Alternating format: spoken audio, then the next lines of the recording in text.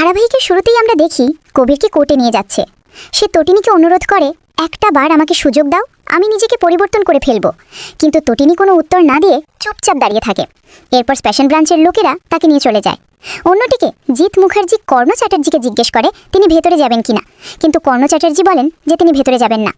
সেখানে উকিল চলে এলে কর্ণ চ্যাটার্জি তাকে অনুরোধ করেন যে কোনো উপায়ে তাদেরকে বের করে আনার জন্য, কিন্তু উকিল বলেন তার কিছু করার নেই, কারণ মামলা হাতের বাইরে চলে গেছে। এরপর সেখানে তটিনী আসে এবং কর্ণ চ্যাটার্জিকে বলে, এই চোখের জলই আপনার নিয়তি।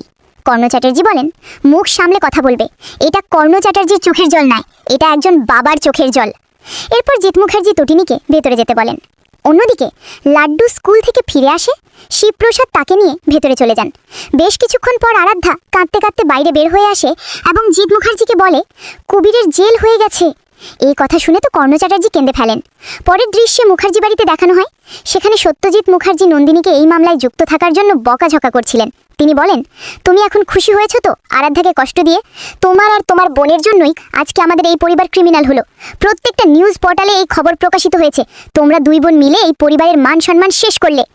এসব কথা শুনে নন্দিনী বলে, তুমি কেনই বা তোমার মেয়েদের থেকে এত কিছু আশা করো? এই বাড়ির জামাইকে তুমি অপমান করে তাড়িয়ে দিয়েছিলে, আজকে তার থেকে কি আশা করছো? এসব শুনে আয়ুষী বলে, তোরা সত্যিই স্বার্থপর, তোরা শুধু নিজেদেরটাই ভাবলি, একবারও আরাধ্যার কথা ভাবলি না। এখন তো তুই অনেক বড় উকিল হয়ে গেছিস, মক্কেলের লাইন পড়ে যাবে, এটাই তো চেয়েছিলি। এরপর আরাধ্যা কান্না করে বলতে থাকে যে সে আর শ্বশুর বাড়িতে ফিরতে পারবে না, তার শ্বশুরমশাই তাকে ওই বাড়িতে আর তুলবেন না, সে এখানেও থাকতে পারবে না। এখানে থাকলে লোকজন বলবে, ওই যে ওর বর জেল খাটা আসামি। তখন সে বলে, তাহলে আমি এখন কোথায় যাব? ঠিক সেই সময় সেখানে লহরী চলে আসে এবং আরাধ্যাকে বলে, তুমি আমার সাথে থাকবে। এই কথা শুনে বাড়ির সবাই অবাক হয়ে যায়। লহরী বলে, আপনাদের যদি কোনো অমত না থাকে, আমি আমার পুত্রবধূকে আমার সাথে নিয়ে যেতে চাই। এই কথা শুনে আরাধ্যা তার শাশুড়িকে জড়িয়ে ধরে কাঁদতে থাকে। লহরী তাকে সান্ত্বনা দিয়ে বলে, আমি আছি তো। আরাধ্যা মনে মনে বলে, আমিও আছি ছোটদি ভাই, আমি তোকে আর বড়দি ভাইকে কখনো সুখী হতে দেব না।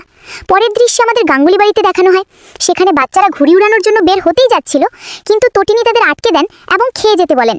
কিন্তু শিবপ্রসাদ চলে আসার পর তারা তটিনীর কথা না শুনেই চলে যায়। এরপর তটিনীর কাছে শীতলের কল আসে। শীতল শুরুতেই এই মামলায় জেতার জন্য অভিনন্দন জানায়। তটিনী জানতে চায়, আপনি কে? তখন শীতল বলে, তোমার বরের প্রাক্তন প্রেমিকা। তটিনী বলে, সেটা বুঝতে পেরেছি, আমাকে কেন ফোন করেছেন?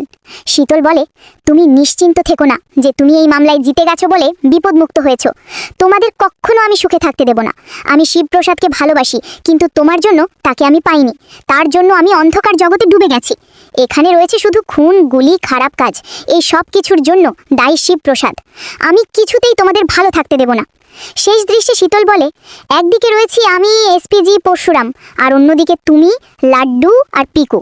আমি অনেক বড় র্যাকেটের সাথে যুক্ত, কিছুতেই আমি তোমার